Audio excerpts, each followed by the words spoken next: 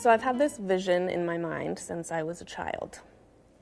And I can recall standing on a ball field at recess outside with the other kids while they were all playing ball. And they seemed so into it, you know, like that's all that they could think about. That wasn't me.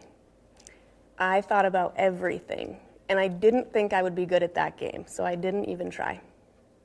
I stood on the sidelines, and I looked at the trees and the sky, and I imagined a different version of me that was not afraid to try, who was happy and had a sense of belonging.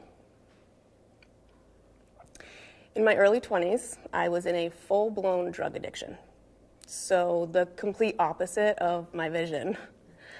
I had a new son at that point who was completely counting on me, and that was terrifying. I got overwhelmed. I didn't know how to handle it, so I started using to numb the pain. I started numbing any feeling that I didn't want to feel, anything that I didn't like. This did not help.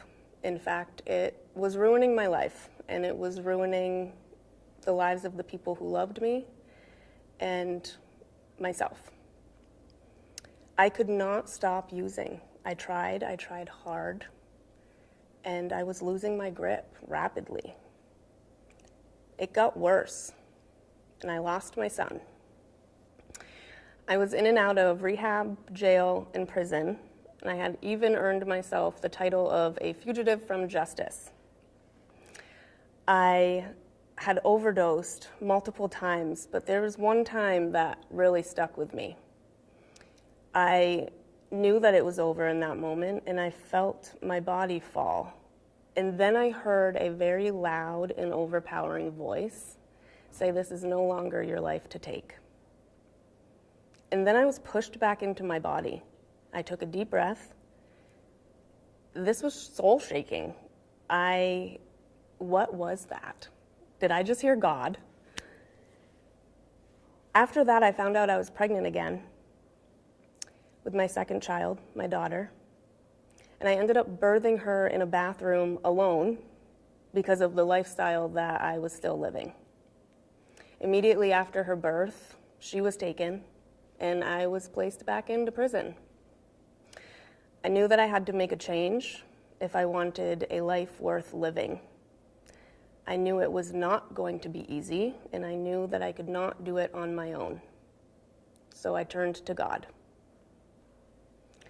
I hit my knees on that jail cell floor, and I prayed with everything in me for a second chance. And I promised that if I got that chance, I would not use those drugs again. I was afraid to fail, but failing was not as terrifying as the life that I was living. I didn't just change my people, places, and things. I changed what I eat, what I watch, and what I read. I got released from prison, and here was the real test. Back in the real world, I got my second chance. What was I going to do with it? I worked so hard, and I finally got my kids back. It was not easy, but it was worth it, and it still is. I realized that there is power in our thoughts and in our emotions. I am reaching the vision of myself that I wanted to become. And I realized that it was me versus me all along. I heard the bird was by your door, lurking for your return from the freezing shore. When that bird goes flying to war, what it puts you through, you need so much more